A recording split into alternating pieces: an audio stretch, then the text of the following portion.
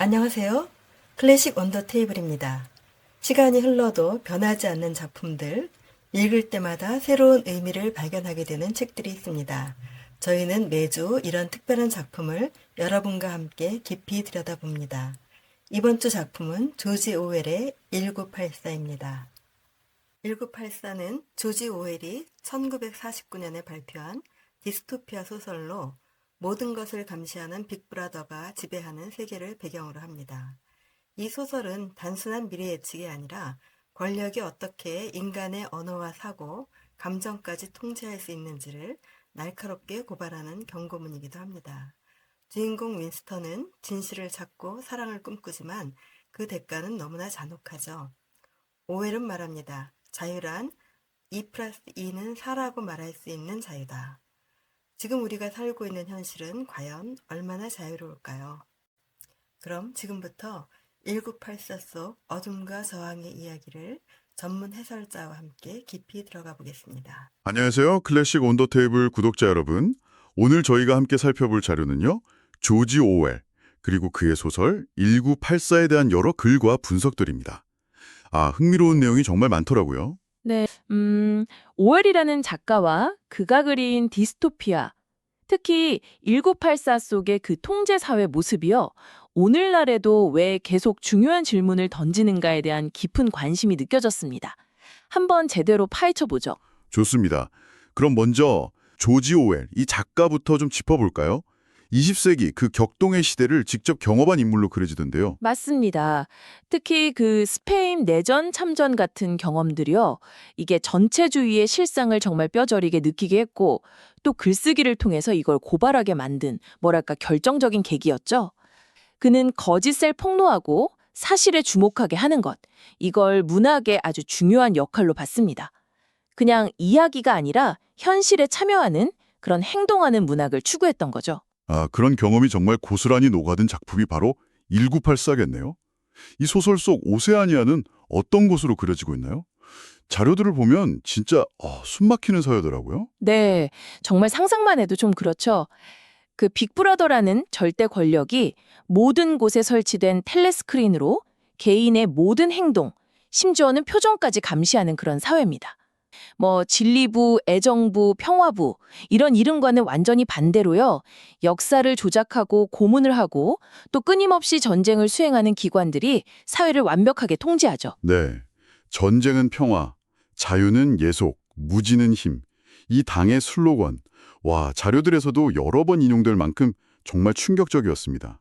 근데 어떻게 이런 통제가 가능했을까요? 여러 장치가 있지만 특히 주목한 게 신어인데요. 이게 핵심입니다. 단순히 단어 몇 개 바꾸는 게 아니고요. 언어를 극단적으로 단순화시키고 특정 단어들을 아예 없애버리는 거예요. 그래서 위험한 사상, 그러니까 사상죄 자체를 생각조차 못하게 만들려는 시도죠. 예를 들면 자유라는 단어에서 정치적인 해방의 의미 이런 걸 그냥 삭제해버리는 식으로요. 언어가 사고를 제한한다. 좀 섬뜩한 전제가 깔려 있는 겁니다. 언어가 생각을 제한한다. 무섭네요. 그리고 또 다른 핵심 개념으로 이중사고, 더블탱크, 이것도 아주 중요하게 다루고 있더라고요. 모순된 두 가지를 동시에 믿는 능력이라니 이게 어떻게 가능한 거죠? 그렇죠. 그러니까 당이 과거를 대속해서 날조해도 사람들이 그걸 아무 의심 없이 그냥 받아들이게 만드는 그런 심리적인 기제인 거죠. 예를 들어 어제는 분명 동맹이었던 나라가 오늘은 적국이 되어도 이전 기록은 싹 다 수정되고 사람들은 그냥 처음부터 적국이었다 이렇게 믿어버리는 거예요.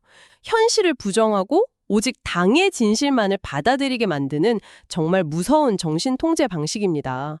그리고 사상경찰이나 그 악명 높은 101호실의 고문은 이런 통제를 뒷받침하는 물리적인 공포고요. 이런 끔찍한 사회 속에서 주인공 윈스턴 스미스는 그래도 저항을 꿈꾸잖아요.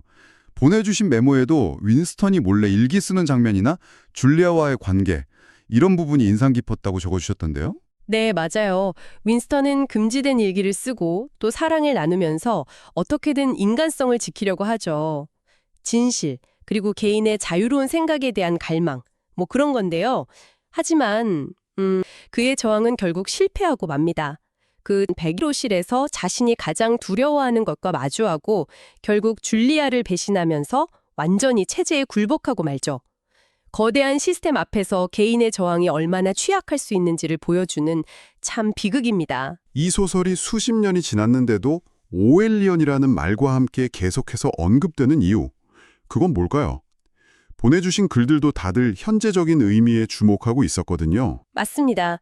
특히 현대 정보사회의 모습과 연결짓는 분석이 정말 많았죠. CCTV나 인터넷 기록 같은 기술 발달로 인한 감시사회의 심화, 또 가짜뉴스를 통한 여론조작 같은 것들이요. 이런 것들이 1984의 경고가 여전히, 아니 어쩌면 더 유효하다는 걸 보여주는 거죠. 중요한 건 기술 자체가 문제가 아니라 그 기술이 어떻게 사용되고 통제되느냐, 바로 이 문제라는, 그런 오일적 성찰이 필요한 시점이라는 지적들이 참 인상 깊었습니다. 결국 기술 발전이 감시와 통제를 더 쉽게 만들 수도 있다. 이런 경고군요.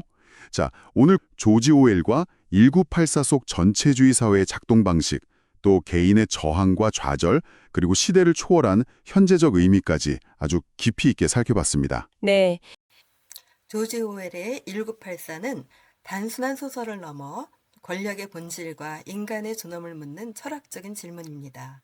이 소설의 세계에서는 전쟁은 평화, 자유는 예속이라는 역설이 진리로 둔갑합니다. 그리고 우리도 생각하게 되죠. 지금 나의 생각은 진짜 나의 것인가? 1984는 지금 이 시대에도 여전히 유효한 질문을 던집니다. 우리가 진실을 지키기 위해 어떤 선택을 해야 하는지 그 물음을 남깁니다. 다음 주에는 또 다른 고전의 세계로 떠납니다. 러시아 상류사회의 화려한 무도회장, 그곳에서 사랑이라는 이름의 불꽃에 뛰어든 한 여인, 안나 카리니나. 그녀의 선택은 왜 그렇게 위험했고 그녀의 사랑은 왜 그렇게 치명적이었을까요? 행복한 가정은 모두 비슷하지만 불행한 가정은 저마다 다르다. 이 문장 하나에 담긴 인생의 진실, 다음 주 클래식 온 더 테이블에서 사랑과 도덕, 자아와 파멸의 경계선을 함께 넘나들어 봅니다. 지금까지 클래식 온 더 테이블이었습니다. 구독과 좋아요, 알림 설정 잊지 마시고 고전과 함께하는 사유의 시간, 다음 주에도 함께해 주세요. 감사합니다.